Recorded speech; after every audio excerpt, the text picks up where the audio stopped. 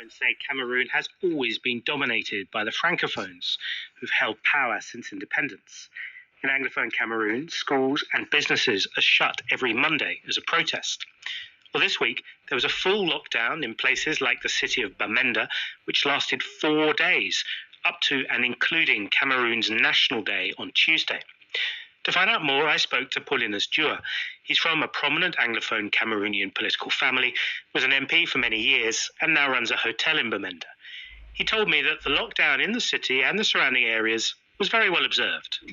It's like a religion now. You see, nobody does some of these things that you just need to get word, even a rumor that there's going to be a lockdown, and the people religiously respect it.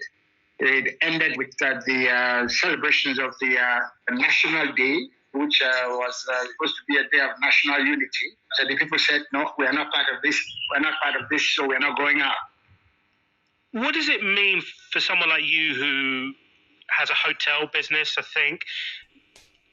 A lockdown, whether or not you agree with its objectives, it has an economic impact, does it not? A very heavy one, very heavy one. Imagine locking your business up for 1 day, just 1 day, has a very, very heavy negative financial impact. But it's a sacrifice. Some people have paid even the sacrifice for this fight by their lives. So if you lose 1 day of business and you think that you are somebody who is attached to the fight, then to me, it doesn't mean much. It could have been worse. It has been worse with some other people. So we are all ready to make the sacrifice. So if something like a lockdown is a signal, a message to the government in Yaoundé that people in the English-speaking regions are fed up, that perhaps they want their own country, do you think the government hears that message, sees that message? I think the government does. The government definitely sees the message. It's just that they are very, very headstrong. And they feel that because they are government, they have a monopoly of force. But no, dialogue is the answer. Sit down and talk with these people. The international community has asked for dialogue. The civil society in Cameroon has asked for dialogue. The political parties in this country have asked for dialogue. The churches in this country have asked for dialogue. So sit down and talk with these people. That's the only way to solve this problem. President Biya will probably say, we've had a national dialogue, we've talked, we've done what you want. The national dialogue was most ineffective, was a sham. You're calling that national dialogue to discuss mainly problems of the Anglophone regions. And then you call people from all over the country. You call quarterheads from the north, you call people from people who knew nothing or who know very little about the Anglophone problem in this country. Such people cannot contribute to a solution. Do you personally feel that there is a solution, that there is some way in which Anglophones and Francophones can live together in one country in Cameroon? I think there is. You see, those are some of the things that our fathers worked for. And actually for me, I'm talking to you, might not know, but my father was Prime Minister of West Cameroon. So those are people who fought for reunification. At least are people who fought to let Cameroon Anglophone achieve its independence by joining our already independent brothers of East Cameroon. But there was a chance, there still is a chance for people to, at least Cameroon would have been that kind of precursor in African unity. At least the first country to get Anglophones and Francophones, two different countries, come together and form one country and try to achieve African unity. But no, this thing got derailed in 1972. Why? Because of greed. But I think there still is a chance. There still is a chance. We are no doubt, we are Africans, we are brothers. But we must sit down and talk. Paulinus Dua there from a prominent Cameroonian political family, a former MP as well, speaking to us from the city of Bamenda. Well, let's get more. Actually, the issue no before say Paul Biya he come up for power. Now, the issue is not to overthrow Paul Biya. The people of Southern Cameroon are not interested in whoever becomes president of La République du Cameroon. We are not interested in that. And their so-called unity and whatever they may want to put it, Viva and Sam, national dialogue or national unity or whatsoever, it is in their own definition. Because in all honesty, it's fake. It's fake.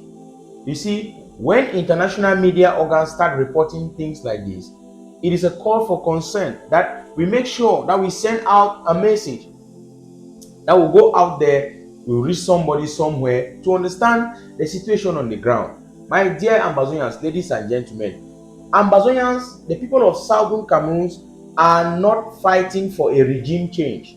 We are not fighting for Paul Biya to leave power. It's none of our business. We are not interested in Paul Biya staying in power, leaving power, whatsoever. It's their problem. It doesn't concern us.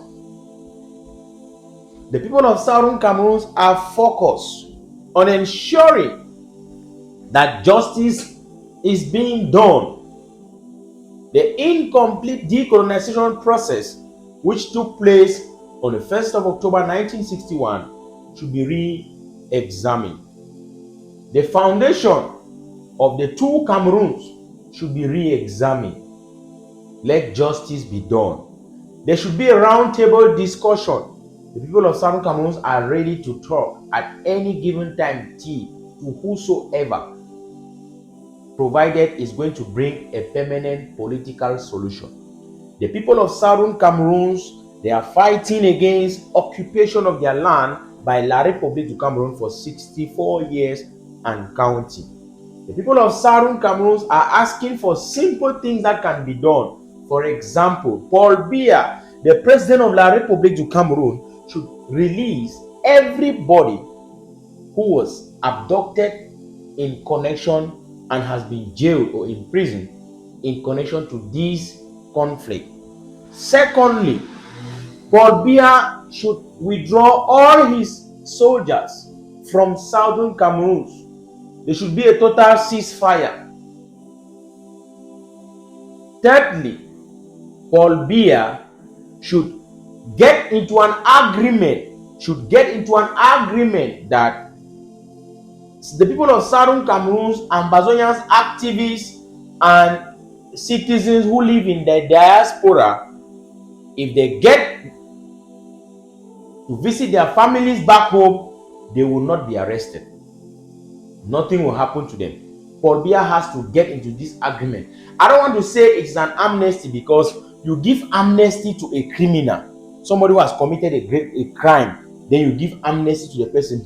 Paul Biya is not granting amnesty to Southern Cameroon. We have not committed any crime. We are standing simply for our rights, which they think that we don't have a right to stand for them. So for these rights, so we will stand for the rights until freedom comes. Now, the fourth thing that Paul Biya has to do, La République du Cameroun has to do, is that they will meet with Southern Cameroons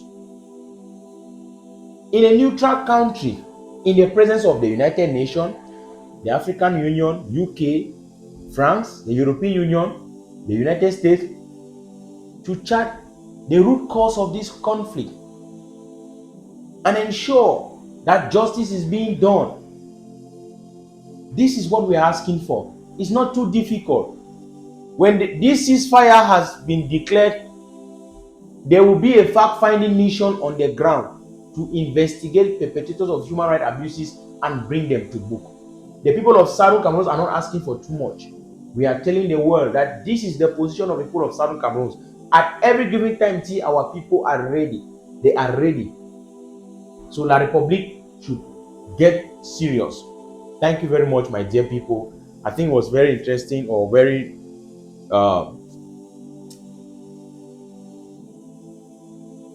thoughtful of you guys and everybody that we bring this information to your knowledge. I'll see you again in our next update. My name is Fabiano Deco, your friend, your brother, your comrade, and your humble servant. Thank you for watching.